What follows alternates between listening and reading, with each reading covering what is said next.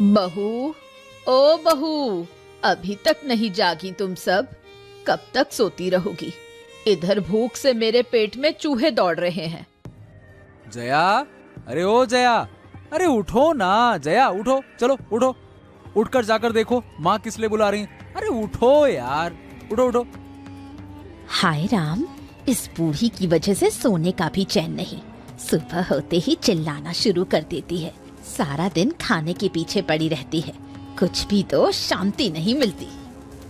अरे अरे अरे, बड़ों के लिए ऐसे मत बोला करो, समझी ना। चलो जाकर देखो सही माँ क्यों बुला रही है। जाओ जाओ जाओ जाओ देखो। जा रही हूँ। माँ के लिए तुम्हारी दया तो देखो कैसे छलक रही है। अरे बहू, तुम आ गई। मैं कब से बुला रही हूँ। क्या हो गया माँ? इस घर में और भी तो बहुएं हैं, उन्हें तो कभी नहीं बुलाते देखा। बुलाएंगी कैसे? माँ अब तो मेरे कमरे में खाती भी नहीं छोटी। ऐसी बातें मत करो दीदी। तुम दोनों बहुएं तो 3-3 महीने तक माँ का ध्यान रखती हो, बाकी के 6 महीने मुझे देखना पड़ता है। तुम 6 महीने देखती हो, इसका मतलब ये नहीं कि माँ को भूखा रखोगी। ऐसे नहीं चलेगा दीदी। हम 3 महीने रखती हैं तो प्यार से ध्यान भी रखते हैं। हे भगवान, ये क्या हाल हुआ इस घर का। छोटी, तू भी दीदी के पीछे पीछे मुझसे झगड़ने आई है। 2 दिन की छोकरी मुझे जवाब देती है। ठहर, आज तेरे दादा को उठाती हूँ, इसका निपटारा तो करना ही होगा। अरे बहू, इसमें मंझले को बुलाने की क्या जरूरत? तुम लोगों के बीच थोड़ी कहा सुनी हुई है, तुम ही सुलझा लो। वाह वाह, बहाना। ये सब उसका बहाना है। मंझले को बुलाकर अब भाइयों के बीच झगड़ा करवाना चाहती है। अब भी नहीं समझी माँ? सब दीदी की चाल है, हमें लड़वाकर अलग होना चाहती है। अरे बहू, तुम सब कभी एक साथ थी ही कब? शादी के अगले दिन से ही तो अलग अलग खा रही हो। आप अब भी नहीं समझी माँ? ये लोग अब आपकी जिम्मेदारी नहीं लेना चाहते, इसलिए इतने बहाने कर रहे हैं। देखो देखो, ये लोग माँ के कान में कैसी कैसी बातें भर रही हैं। अरे क्या हो गया बॉदी, तुमने जया से ऐसा क्या कह दिया कि वो रोते रोते आई है? क्या बात है, क्या हो गया? मैंने क्या कहा? ये तो जया ने तुम्हें जरूर बताया होगा, तभी तो तुम झगड़ा करने आए हो। क्या मैं झगड़ा करने आया हूँ? बताओ। चुप हो जा बेटा, तू और कुछ मत बोल। इनकी समस्या इन्हें ही सुलझाने दे। अरे ये सारी गलती तुम्हारी ही है माँ, जो तुम सुबह सुबह उठकर ये झमेला खड़ा कर देती हो। भूख लगी है, भूख लगी है। अरे थोड़ा सुबह और सो लोगी तो तुम्हारा क्या बिगड़ जाएगा?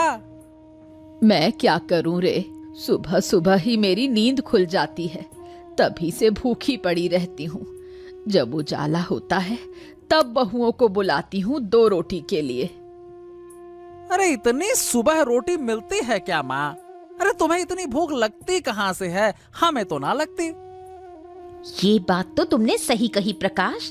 जैसे जैसे दिन बीत रहे हैं, माँ की भूख बढ़ती जा रही है। दीदी, तुमने बिल्कुल ठीक कहा। इस पेटू माँ को कौन कब तक पालेगा, कौन जाने। क्या बहू, तुम लोग मुझे पेटू कह रही हो? सारा दिन तुम्हारे 3-3 घरों का काम करती हूँ, उसके बदले 2 रोटी खाती हूँ, और आज ये सुनने को मिल रहा है।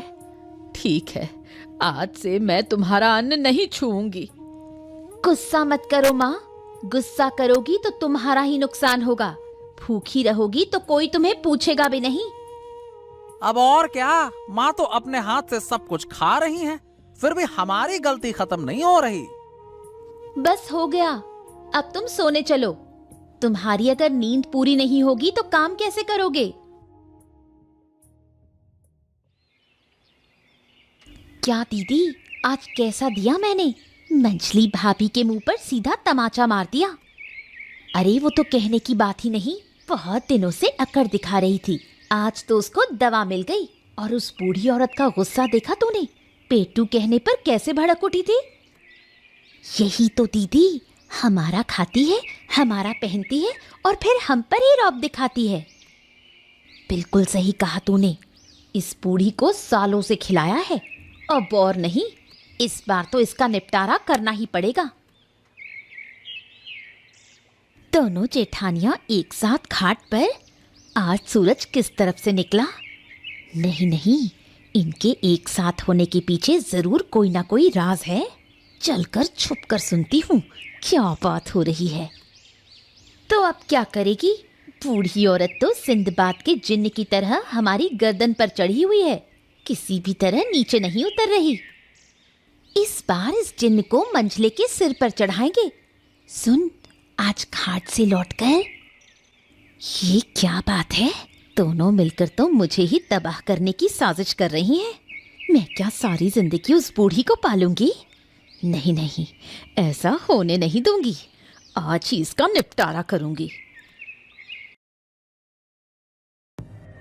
हाँ, क्या हो गया भाई साहब, क्या हुआ? अचानक इतनी जरूरी मीटिंग क्यों बुलाई है? देखिए, मेरे पास काम बहुत ज्यादा है, आप लोग जल्दी बताओ बात क्या है, क्या कहना है, बताओ। आइए आइए आइए, पहले तशरीफ तो फरमाइए। आइए नवाबजादे, बड़ा भाई बुलाए तो काम याद आए, और जब बीवी बुलाए तो पिछलग्गू की तरह घूमते जाएं। वाह वाह वाह वाह, ऐसे तो दिन भर बीवी के पीछे पीछे घूमता रहता है, तब कोई काम नहीं याद आता। ऐसा है ना बड़े भाई साहब, मेरी बीवी का नाम मत लो। मैं और मेरी बीवी किसी का खा कर नहीं चलते हैं। यहाँ कोई किसी का खाता नहीं विकास, सब अपने अपने पैसे से खाते हैं। ये बात तो मैं जानती हूँ भाभी, तुम्हें मुझे उंगली पकड़कर समझाने की जरूरत नहीं। अब बताओ किस लिए बुलाया है? अरे रुको रुको रुको, प्रकाश को तो आने दो, फिर सब कुछ बताते हैं, रुक जाओ। हाँ, आ गया, मैं भी आ गया भाई साहब, आ गया। लेकिन मेरी कुछ समझ में नहीं आया कि आप लोगों ने ये तत्कालीन आपातकालीन बैठक क्यों बुलाई है? हाँ? कुछ नहीं पता, नाटक कर रहा है। बीवी ने सब समझा कर भेजा है, ये हम अच्छी तरह जानते हैं। अरे भाभी, बीवी की बात मत किया करो, मेरी बीवी तुम लोगों के जैसी नहीं है। हाँ। अरे रे रे रे रे, फिर से वही झगड़ा। क्या कहूँ, इन लोगों के साथ तो रहना ही मुश्किल हो गया है। अरे चुप हो छोटू, अपने बड़े भाई की बात ध्यान से सुन। हाँ ठीक, मैं हो गया चुप। बताइए भाई साहब, क्या कहना है, बोलिए। देखो भाई, मैं जो नौकरी करता हूँ वो तुम सब जानते हो। सुबह 2 रोटी खाकर निकलता हूँ, रात को लौटता हूँ। इतना काम करने के बाद भी मुझे कुछ 1000 रुपए ही मिलते हैं। अब सही बताऊं तो उससे मेरा घर नहीं चल रहा। ओहो, तो मेरा घर कौन सा चल रहा है? मेरा भी नहीं चल रहा अच्छे से। दिन भर दुकान पे काम करता हूँ, जो कमाई होती है उससे बस किसी तरह से खा पी लेते हैं, यही बहुत है। ऊपर से बेटे को शहर में पढ़ा रहा हूँ, उसका कितना खर्च होता है पता है तुम्हें? हाँ, तुम सब अच्छे से समझ ही सकते हो। मैं सब समझ गया। तुम दोनों अपनी अपनी समस्या बताकर अब माँ की जिम्मेदारी मेरे सर पे डालना चाहते हो, है ना भाई साहब, है ना? हाँ, लेकिन ऐसा नहीं होगा। मैं अकेले किसी की जिम्मेदारी नहीं लूंगा। अगर लेनी है तो तीनों मिलकर लेंगे, नहीं तो कोई नहीं लेगा। हाँ। ये क्या बात है? विकास को इतनी बातें कैसे पता चली? माँ की बात तो अभी तक किसी ने की ही नहीं। देखा दीदी, देखा, ये पहले से ही तैयार होकर आए हैं। इनसे बहस में जीतना मुश्किल है। अब और कानाफूसी करने से कुछ फायदा नहीं। तुम दोनों का हर प्लान मैं समझ चुकी हूँ। उस बूढ़ी की जिम्मेदारी अब मैं नहीं लूंगी। मुझे भी समस्या है, विकास को भी समस्या है भाई, और प्रकाश को तो है ही है। अब तुम ही लोग बताओ कि करें तो क्या करें, बताओ। हाँ, बात अब जब सामने आ ही गई है तो सीधी सीधी बात मैं भी कह देता हूँ कि अब और कुछ नहीं हो सकता है भाई साहब। मैं माँ को और नहीं पाल सकता। अरे मैं तो पहले से ही कह रहा हूँ कि मैं नहीं पालूंगा, मेरी तरफ से छुट्टी समझो। हाँ, ये लो भाई, अब तुम दोनों जिम्मेदारी नहीं लेना चाहते तो मैं अकेला क्या करूंगा। चलो फिर माँ को हमारे फैसले के बारे में बता देते हैं, फिर माँ जैसा ठीक समझे वैसा करेंगे। चलो। हाँ, अब सब कुछ तो माँ तुमने सुन ही लिया है। अब हमारी जो हालत है वो तुम्हारे सामने है। तो सीधी बात मैं कहे देता हूँ माँ कि अब हम तुम्हारा भरण पोषण नहीं कर सकते। ये क्या बात कर रहे हो? अगर तुम मुझे इस उम्र में छोड़ दोगे तो मैं कहाँ जाऊंगी? हम तुम्हें छोड़ नहीं रहे हैं माँ, तुम अपने पिता के घर जाकर कुछ दिन रह लो। क्या कह रही हो बहू? इस उम्र में पिता के घर जाऊं और बोझ बन जाऊं? तो फिर हमारे घर में बोझ क्यों बनना चाहती हो? अब तुम्हारे लिए मामा के घर जाना बेहतर होगा माँ। अब दरअसल बात यह है ना कि कुछ दिनों से मुझे मेरा ही शरीर ठीक नहीं लग रहा है, और अब क्या है कि दादा का बिजनेस भी मंदा चल रहा है। ऊपर से बॉल्टू बेटे को बाहर शहर में रखकर पढ़ाई करवानी पड़ रही है। अब ऐसी स्थिति में तुम्हारा ख्याल रखना ये हमारे लिए सबसे ज्यादा मुश्किल हो रहा है। बस अब तुम मुझे और ज्ञान मत दो। तुम्हारे घर में रहकर ही मुझे काफी ज्ञान मिल गया है। हाँ विकास, तुम लोग मेरे साथ रहोगे तो खर्चा बढ़ जाएगा, इसलिए इतने कंजूस हो।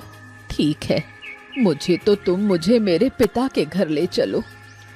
हाँ देखो, माँ मान गई है तो दादा अब बड़े बेटे होने के नाते एक पुण्य का काम करो। तुम माँ को छोड़ आओ उनके पिताजी के घर, यह जिम्मेदारी तुम निभाओ। अरे नहीं नहीं नहीं, मैं नहीं ले जा सकता। अरे तुम दोनों में से कोई एक माँ को जाकर छोड़ कर आओ, चलो। पागल हो क्या? अगर तुम माँ को मामा के घर ले गए ना तो हजारों बातें सुननी